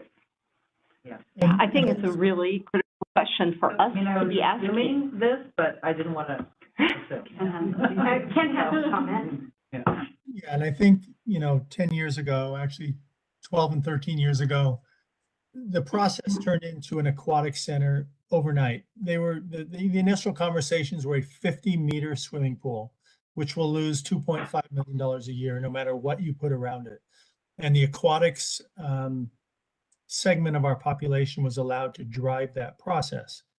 Second thing was, we actually had a city council who wasn't necessarily supportive of the supportive of a community rec center going forward, but due to pressure from the aquatics people, they kind of allowed it to go onto a ballot measure without a management plan. That's absolutely correct.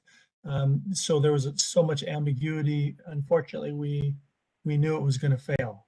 I think this time We do have a city council who has put it in their goals, so this is not a Parks and Rec project. It's a city council goal to see if we can move it forward. And Scott and Leo have said that they're willing to work to help this pass eventually if we have a positive outcome of all the studies, along with the rest of city council. So I think that's a major difference in where we were 10 years ago for a number of reasons. Thank you.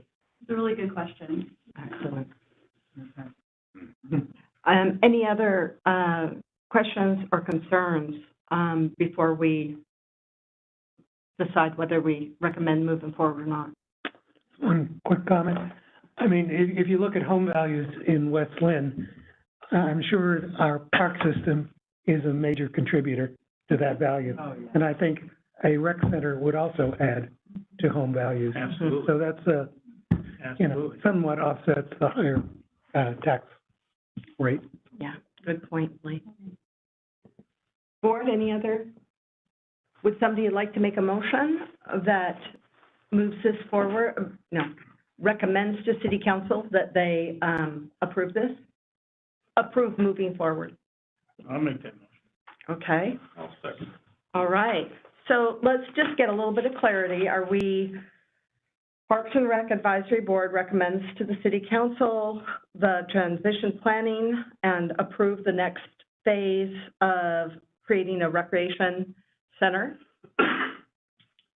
The next phase of Planning. planning the proposed Yeah. bond. Yeah. measure. Yes. Yes, yeah. Okay. Absolutely. Yeah, I mean, I was just looking at the city council priorities, and so if we can line it up with that regarding the, I think the word feasibility, and keep that in there so that. Oh, good point. Yeah. So that people Can don't see the- all of a sudden get, Yeah. what? We voted Yeah. on it.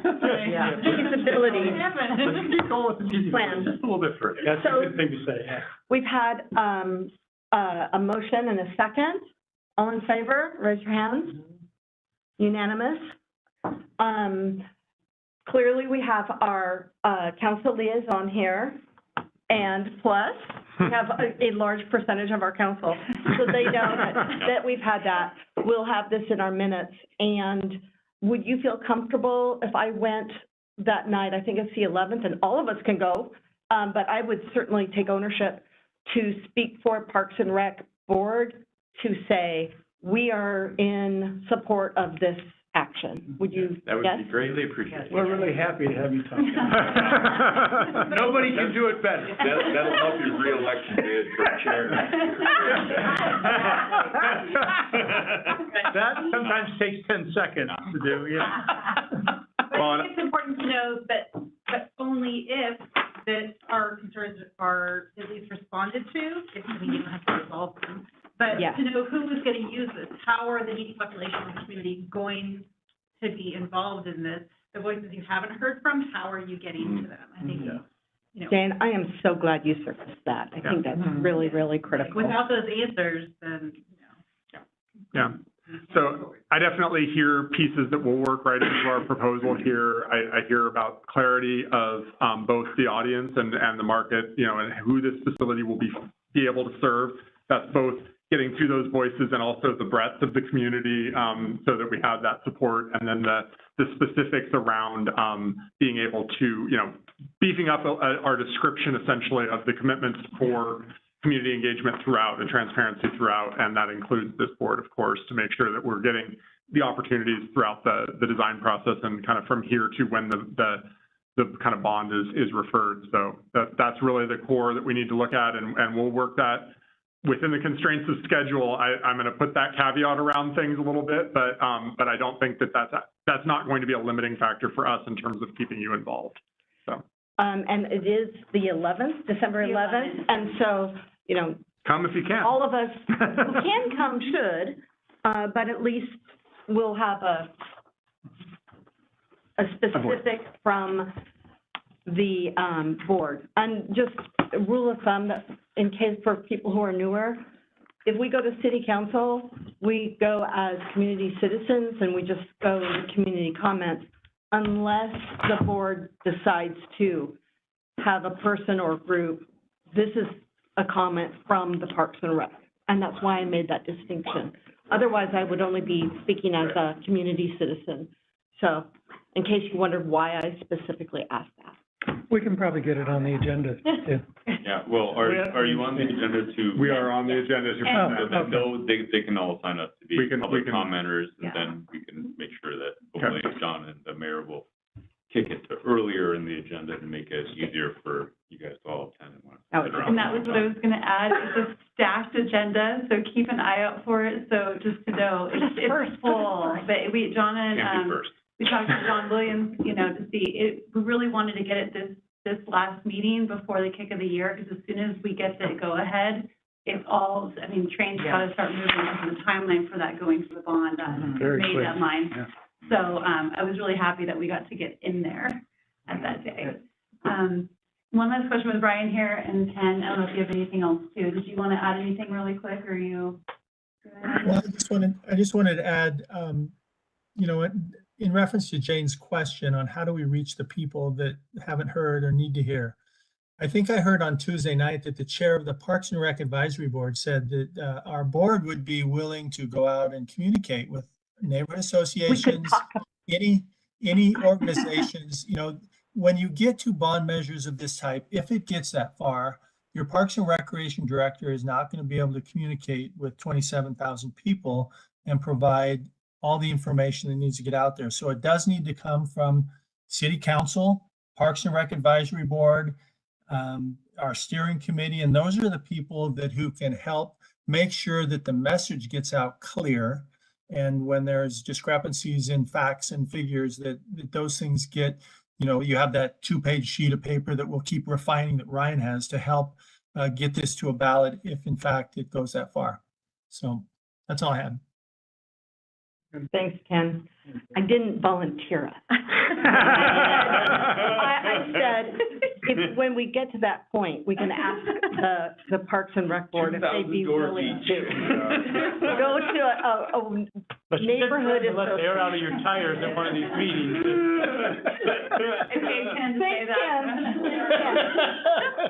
One thing before Ryan goes, Ryan, thank you for your time. We've had 2 meetings this week, and we were making run and jump with this piece, but knowing like Ken, so this is gonna be refined, but one question I wanted to find out from you, trying to make things interesting, Ryan has put this schedule together, and I know that's not how your brain works, but so I wanted to bring it up to make sure does this seem clear? I mean, it's just a starting place, like he was just putting down, the part I liked about it is that, you know, kind of shows the left side is for where we're talking with citizens, and the right side is what actually technically we're doing. It doesn't spell that out necessarily clear here. So I wanted to ask you guys to give Brian a little feedback, and Ken and I, as we're refining this, is the list just easier and better to see and have some different kind of marks on it?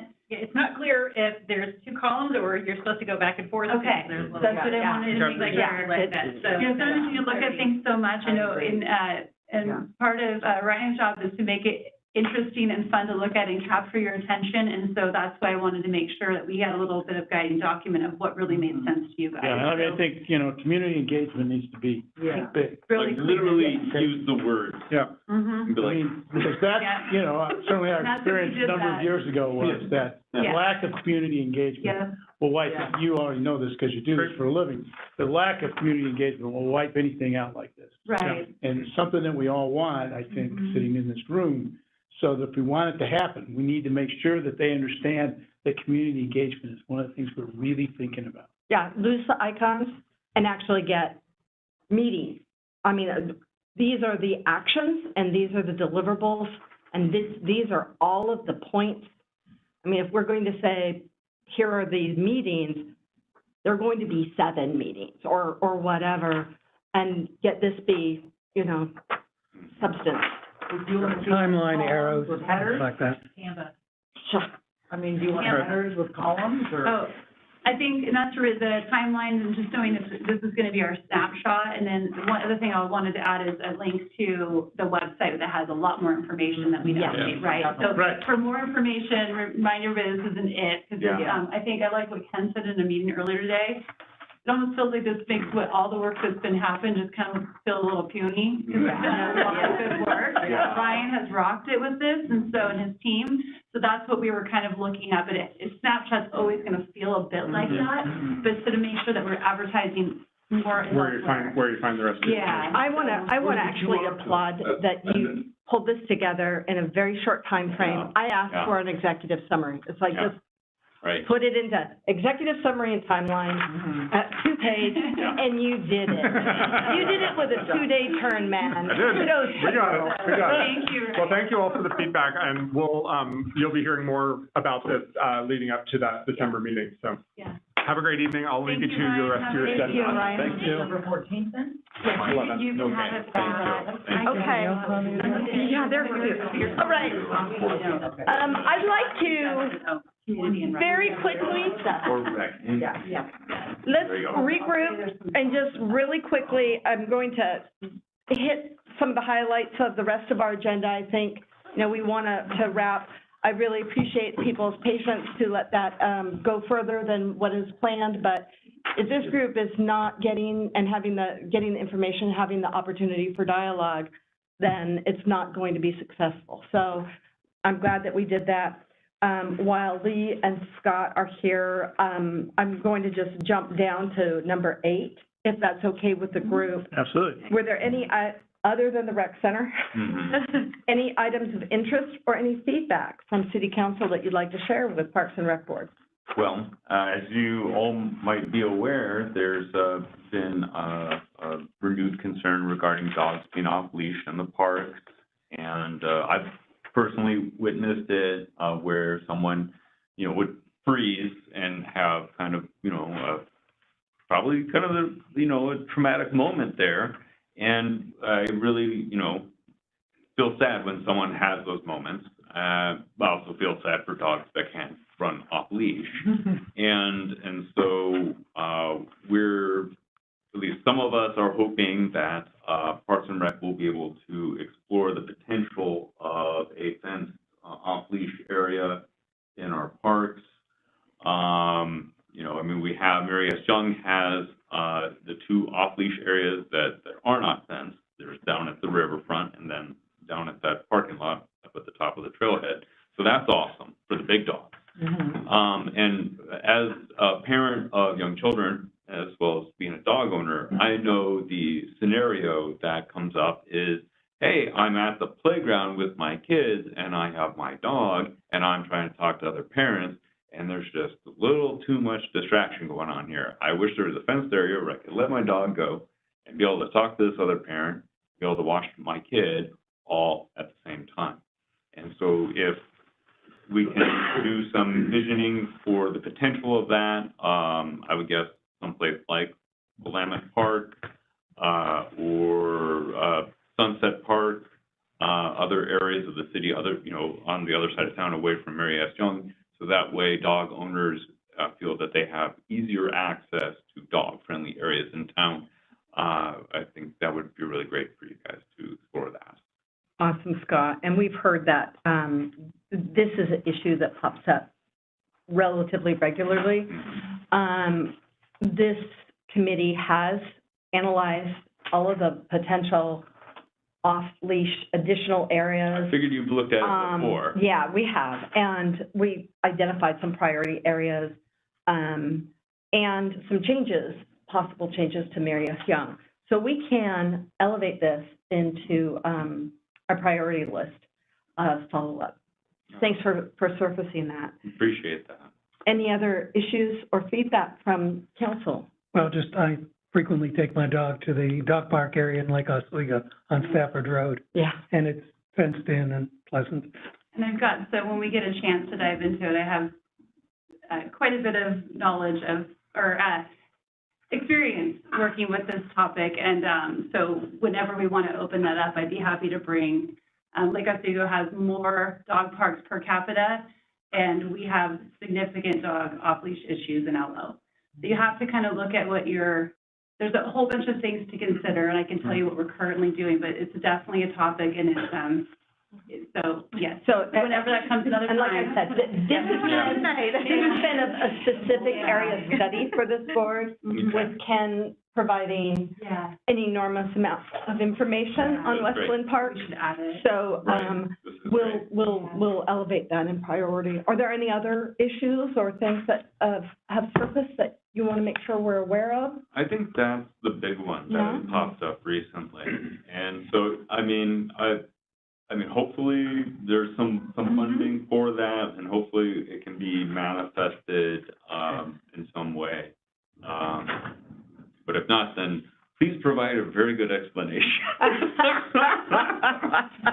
yes, Okay. I know John has been working with the chief of police regarding messaging, and so hopefully then we make sure the community is safe and dog owners are being happy. Okay. And We can't shift, responsibility for good behavior to the dogs. Yeah. It has to be the owners. They just can't be That's true, it's accountable. not the dog. Ken, will you be at the December meeting? Parks and Rec Board meeting? Oh, you're muted. You're mute. Hello. You're muted. Gosh, after 3 years, I still don't know what I'm doing. I think my, my term of employment really is a conversation with Megan and John about how long I bring value to, their organization and the transition in these projects. So I think it's a definite maybe. Vicky, how's that sound? We'll see. Well, I I'll think just so. say, since Scott has surfaced this from city council, we have done a lot of work around this. I would rather not start at a blank page again and Yeah. start with where we left off. And if you were involved, that would be really helpful. I'll certainly pull all of the stuff that we had in our discussions, but progress and information would be really helpful. Yeah, I'm certainly planning on being at the December 11th city council on this project. And, I think Parks Board, if we want to talk about, dogs in our community, I think it's a great conversation that we're probably ready to have again as things have, escalated a little bit with our community in the past, 6 weeks and things are being done. So I think it's a great conversation to have. All right. In readiness, would you want to, in December, we have our annual reflections, discussion, initial goals. It would be helpful if you took a look at some of the notes from our dog leash discussions. Do we want to try to put dog leash discussion on our December in response to the feedback from City Council? I don't know. Okay, might want to take a look at that, and then I'll take ownership for doing a little bit of pre-work, getting ready for the December, because we have a process that we go through every year to pull together a report for City Council. Okay, awesome. I'm going to ask Tara and Megan to do something we've never asked them to do. Can you just give us a couple highlights? Rec and events, and then project. Yeah, highlights, like just recently, something brief. Yeah, You have 30 seconds, what's coming up? Well, I wrote down Mini Hoopers, we had 234 kids enrolled. Wow. Kindergarten, first and second, so that's a lot. Holiday Bazaar is next weekend, Saturday, Sunday, Adult Community Center. Lions will be selling burgers at lunch. Yay. Hope you can attend. They have great vendors, all handmade items. So it's a great bazaar. That's all I got. Work parties going on last weekend, this weekend, Every weekend. every weekend, here on out until December 5th, right? Yeah. How many plants did you pick up today? Native species. Oh, probably 1,300 plants. Plants, work parties. Wow. Wow. It's amazing what our staff does. Yeah, and volunteers. And I mean, it's do you great. want to just highlight the parade? Coming up. Yep, we have tree lighting, and then holiday parade. It's gonna be at nighttime. Just a reminder, yeah, we're trying that out. Met with Public Works, they're all on board. They got a new parade route, staging area, they did a great job. So they're helping us out with that whole roundabout area. It's a little chaotic with our old route. Yeah. Yeah. So, yeah, the theme is Whoville, so there's gonna be lots of great things out nice. there. And lots of lights, so we're pretty excited. Yeah. Great. And all of the events, the dates are in our planning document. So, important part of the year, let's check. Yep, I'll double check that for next round. Accuracy. Yeah, make sure they're all. All right. And Megan, usually you have a big chunk of time for Yes, projects. Well, that was but- a big one, and, I don't know if this was done in the past, but I know we always think of as parks that as a big project, so I really want to pay honor to those who are taking care of everything. So right now, leaves are starting to drop, so we're doing, the Jen's crews out there doing leaf collection, they're pressure washing hard surfaces and playgrounds, the things that are kind of behind the scenes when the visitors kind of step away. Bike racks are being installed right now, so those are going, and we're doing that all winter long at locations, rebuilding picnic tables. They're doing a native planting at Marietta Young in the parking lot spoil areas, lots of tree pruning and assessments going on, trail maintenance, renovation, and as she said, no particular order. So this is our catch-up time, right? Just trying to run and get things cleaned up. We're gonna have to cut the grass so you can do some other stuff. It's still for a little bit longer. That temperature hasn't quite hit No. for it to completely slow down. But yeah, definitely a lot of leaf cleanup. So, and as far as the large projects that we've been working on, we'll go over this another day, but I wanted Ken especially to be able to brag. All of these yellow items here are the Go Bond projects that are completed. I mean, that's crazy since 2018. So we'll highlight that. Ken is actually helping update the Go Bond website, and John is planning on doing a large unveiling to be able to say, this is what we got done with this money as we're looking to go to future bonds. So being very proactive of saying, you trust us with this money, this is what we've completed, and for things for the future, we'll do that again for you. So a couple of things that are still being finished or being working on is the initial phase of the Willamette non-motorized boat launches going to get to the 30% drawings. We had our kickoff meeting last week, might have been this week, no, last week. And then the waterfront access trail is kind of in process, and we'll talk about that maybe at our December 14th meeting, where Ken can give a little bit more detail on that as I'm still learning that project. So it's quite impressive. The historic City Hall building we're working on too. Bids are going to be due on November 15th, and hopefully that contract will be awarded as well on the next at the council meeting on the 11th. So that's a lot. There's a lot going on. There's a lot going on. I do have a couple more things. John had asked us to, and we're already meeting this mark, but all of the boards and commissions have been asked to be able to review the council goals as to what we are doing, and we just kind of hit the ball out of the park with the Explore the Feasibility and Indoor Recreation Center, which is great. That's why that was included. The other two on there is the Westland Waterfront Vision Project, which hasn't completely started yet, but of course we will be involved in that. And the one that I am going to push to ask to be a part of, hopefully this board would be interested in, I guess, asking for your permission to do so, is the back of the environmental protection and sustainability of city operations. Currently, it's all under SAB, and a lot of those items that get picked up and get put to the front center really do have it, not an impact, but I don't know what other word to say, on what we do for our world, for Parks and Recreation, and a lot of things we do our day-to-day are sustainable practices. So I'm hoping, I did get an email from the Sustainability Advisory Board to come and meet with them, which to me, that's a very key.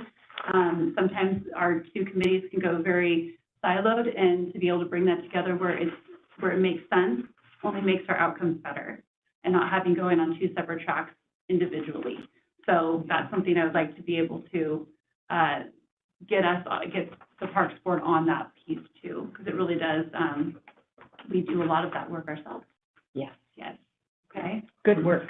Quick question Yes. for you on that, because I went through these before the meeting. Yeah. Is there any value in having Parks and Rec involved in the Highway 43 land use connectivity planning? I can ask that.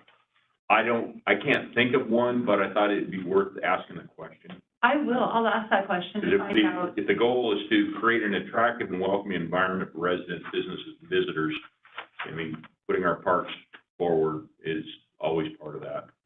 Like that. Okay. Yep. I will get some clarity on that. Maybe a nice plaza, yeah? Yeah. Well, Chris. that and as you said, the Westland Waterfront Vision clearly has been Yep. our priority for a long time. Long time. Yeah. A long time. So, Along those- thanks. I was just going to say, What'd you say? along those lines, something that we've talked about in parks, some of you for a number of years and citywide, is wayfinding for our community. I think that fits in with Highway 43 so that we have the signage that gets people to parks, libraries, shopping centers. As they walk through our community, they know where to go. And it gets brought up. It's a big project, but I think it would be great to start somewhere. And drive. A lot of the signs on the Absolutely. roads have Lake Oswego or Oregon City, but I don't see West Linn. All right.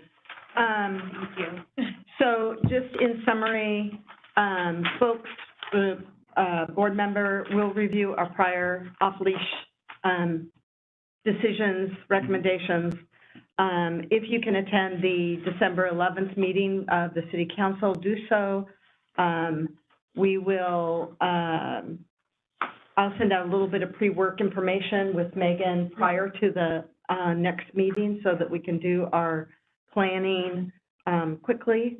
And I'll attend the session representing the board. Great. Are there any other summary notes, any other summaries that I missed? Tara, did I get it? Nope. Okay. I have one to add. I only have this really big sticky note. We have, it sounds like we potentially might have 3 board vacancies. And coming up, it sounded like, at least from, and I wanted to verify that. I don't know if that's true. That's just what I was told from up above. And so the application's out there. I've asked our social media team to get that posted out there. The application's online, which makes it really easy. We added a link to the Parks and Recreation, or to our website, to the PRAB website, because it wasn't there. You had to go to a different site. So we linked that today, and we're going to be marketing out there to get some other people. We did have somebody walk in today to want to fill an application, so that was great. But just know, we want to get the word out. So if you know people or want to get the word out, it's there, and we're going to be pushing it out too. So. And we love our board, so, you know, re-up. I don't know the 3. And I didn't bring you forward today. Who's supposed to re-up? I think I might, I don't know. You should let them know. Do you know who needs to re-up? We need to take a positive step to actually re-up. Yes. Yes. The letter, but there wasn't a deadline No, I when didn't- it needed to be I turned I in. couldn't find that either get one, today, so but I that was thought one of my for some reason questions, because it says they were gonna be, Yeah, and she's not here. Well, I got a letter. She's off right now, she'll be coming. Okay, so, okay, I'll email. can we ask Megan to find out whose term is ending Okay. and contact those individuals and make sure that you know how to re-up if that's Yes. something you want to do? Because Vicki, Chris, and I got all elected at the exact same time.